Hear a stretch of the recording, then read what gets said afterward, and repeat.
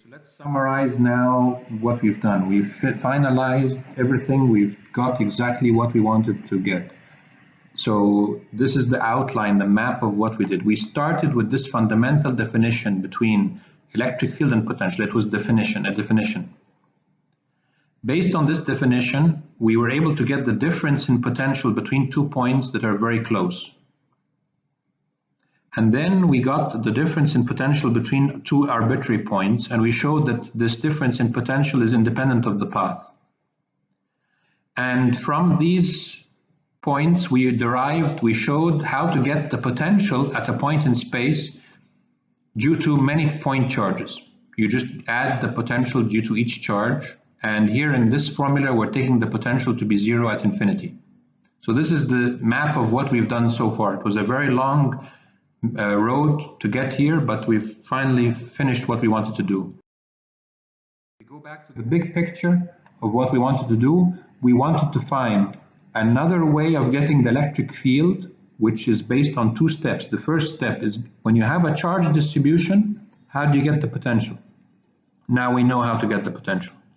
If you have many charges in space, many point charges, you just get the potential due to each charge, and you add the potentials due to all the charges at that point.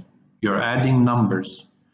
That's why getting the total potential at a point in space is very easy, because you're just adding numbers. In this formula, we took the reference of potential to be at infinity. And then the second step, once you know the potential at every point in space, from this formula, you can get the electric field by this relationship. And we've done this before, and we've solved problems and seen how to get the electric field from the potential. So this is the 2-step process that we set out to derive to get the electric field in a simpler way. Because getting the potential is easier, adding numbers. Getting the electric field involves differentiation, which is very easy to do. So this method of getting the electric field is in many ways simpler than directly getting the electric field using Coulomb's law. So if someone asks you the question, okay, I get this, but I still don't understand what potential is. What is potential?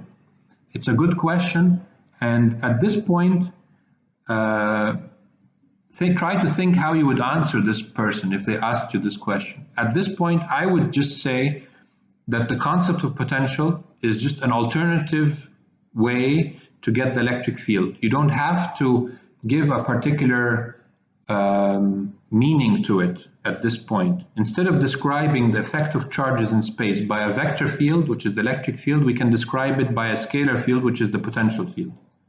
And once you know the potential field, you can get the electric field from it directly, as we showed in this illustration. Later on, we will show the relationship between potential or potential difference and the work done by the electric field.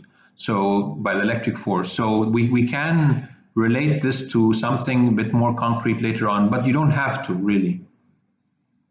You can just consider the concept of potential to be a different way of getting the electric field.